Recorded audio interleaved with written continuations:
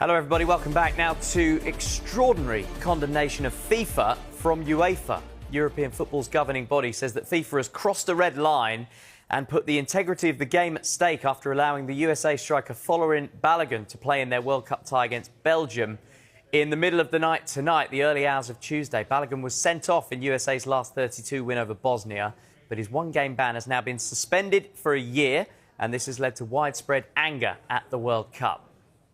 Well, Balogun's been brilliant at the World Cup. He scored 3 goals and he was cleared to play despite the red card after the US President Donald Trump made a phone call to the FIFA President Gianni Infantino to ask for a review, which has led to a furious response from UEFA. Well, President Trump is apparently yet to appear at a match, but he has been asked about football in the last 10 minutes. Trump appearing at the opening of his new Trump Accounts initiative at the Oval Office had this to say. I wanted to ask you, can you describe your phone call with Gianni Infantino about the red card? And Belgium is appealing the decision. What's your reaction? You're asking me about the whole soccer thing? So, yeah, I did. I spoke to Gianni, who's highly respected, who's produced the most successful World Cup in history by, they say, 4 times.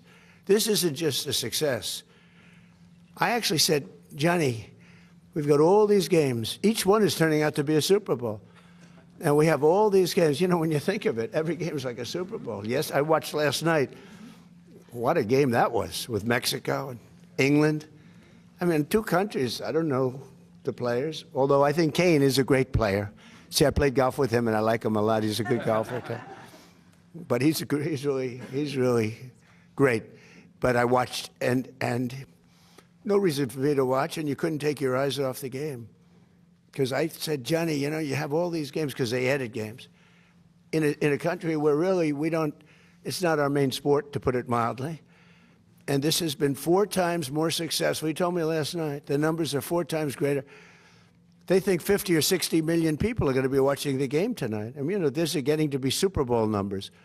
But you have a game tonight, and they think they're projecting a minimum of 50 million people watching a game. We call it soccer. It's called football, I guess, but we can't really call it football because it gets there's a little confusion. So, yeah, you call it soccer. We're the only ones that do that, but we have football, and football's great. But I've never seen anything like it. So I saw the play, and I'm a person that loves sports and was a good athlete, and I understand sports really well, really well. And that wasn't a foul. That wasn't even an infraction. That was 2 guys running full speed that happened to crash into each other. You can't take your foot and properly place it on somebody else's foot when you're going, no, these were 2 great athletes that got tangled up. And this referee, who is a little bit suspect, if you check his past, I don't want to say that because I don't like to create controversy. But very suspect. If you'd like, I'll provide you with the past.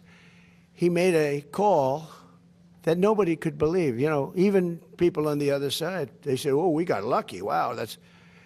And it's very interesting. They say they don't show them in slow motion. And I never realized that. I never heard of that before.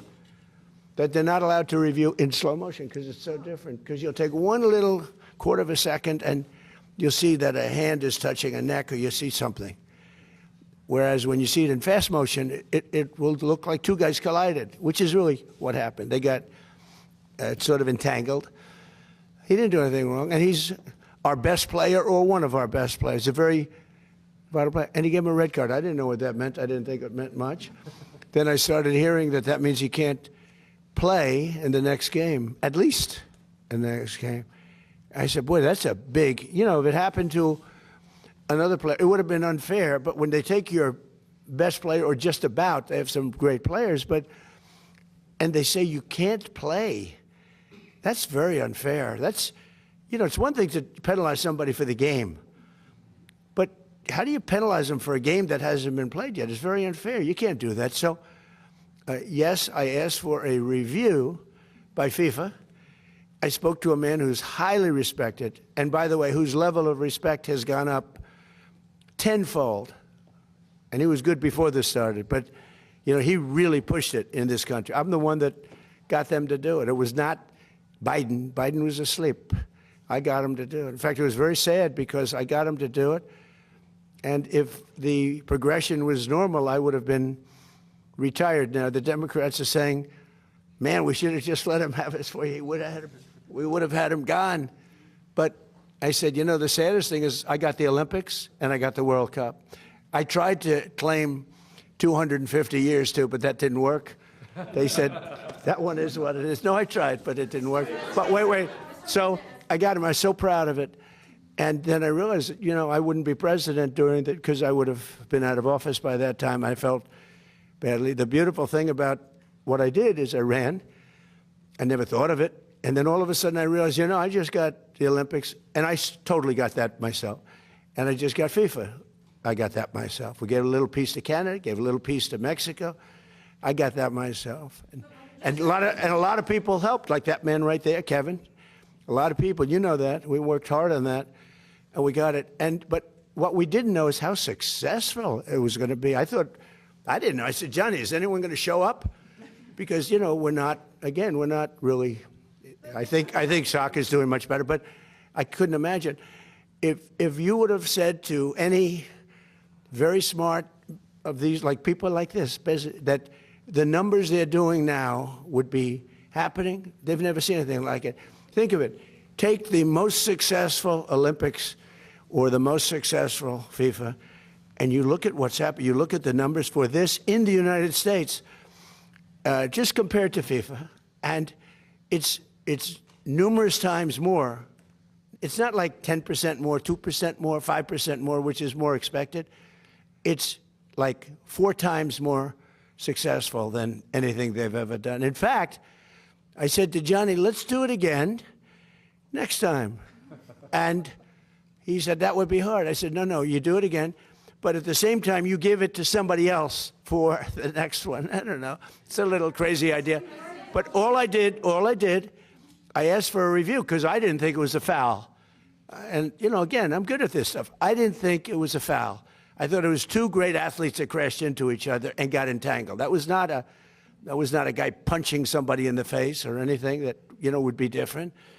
And I think it's a terrible, if they wouldn't allow, you know, a top player, maybe the best, maybe among the best players on the team to play, I think it would have had a big stain. And I related just that feel. I didn't tell him what to do. I can't tell him what to do. But, and I don't believe he made the decision. I think it was a committee that made the decision. And they made the right decision because, number one, it wasn't a foul. And you want to see a game with your best players. You don't want to say, how would you feel if I took, you know, we take Messi out. Look, you know, he ran into somebody. Or we took Ronaldo, you bumped into somebody, we're going to take you out of a game. He's great. Or Harry Kane, we're going to take you out of the game, Harry, because you happen to hit somebody a little bit harder than you can't do that. If you would have taken him out, I think it would have really stained this incredible champion. We got to have our best players, and Belgium's got a great team, by the way. We got to have our best players, and they have to have their best. And if we win or we lose, it's fair. Otherwise, let's say we lost him and we lose the game. It would be a terrible thing. So I think they made a really brilliant decision. I think the referee's call was horrible. And nobody talks about that. They talk about the red card like it's fine.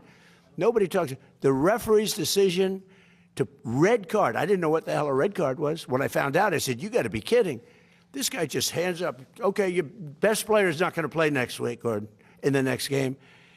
I said, wow, that's a lot of power. That's terrible. But then I looked at his past, and it wasn't so great.